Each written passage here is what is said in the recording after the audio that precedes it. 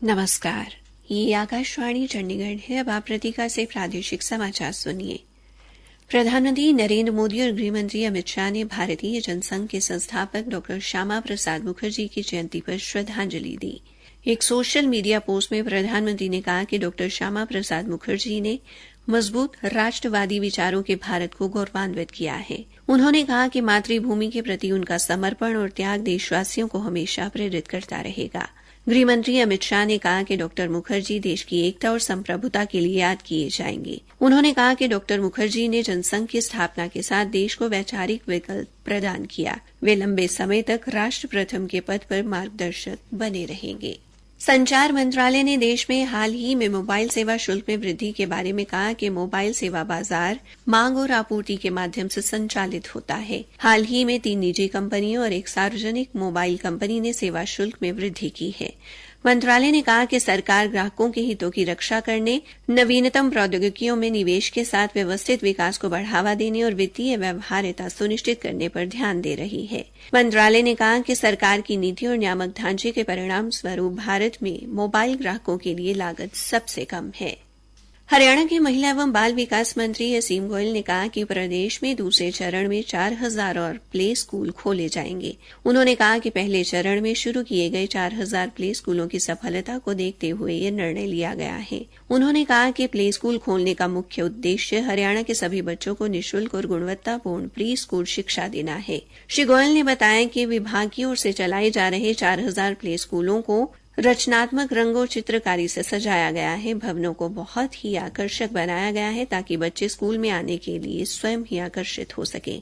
इन स्कूलों के माध्यम से हरियाणा सरकार का लक्ष्य 3 से 6 वर्ष के बच्चों को पढ़ाई के बोझ से दूर आनंदमय वातावरण में बुनियादी कौशल प्रदान करना है, जिससे वे प्राथमिक शिक्षा के लिए तैयार हो सकें।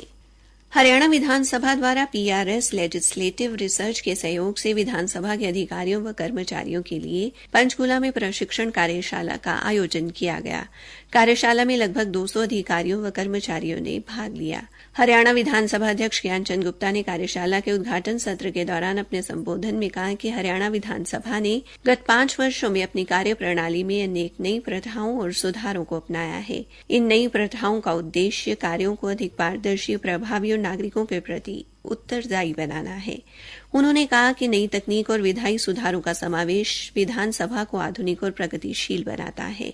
डिजिटलाइजेशन और ई विधान प्रणाली के माध्यम से विधानसभा की कार्यवाही, विधायक और अन्य दस्तावेज डिजिटल रूप में उपलब्ध कराए जाते हैं, जिससे कागजी दस्तावेजों की जरूरत कम होती है और कार्य में तेजी आती है। कार्यशाला में पीआरएस लेजिस्लेटिव रिसर्च के विशेषज्ञों द्वारा विधानसभा कर्मचारियों को विशेष अधिकार समितियों की कार्यप्रणाली और राज्य वित्त विषयों पर प्रशिक्षण दिया गया।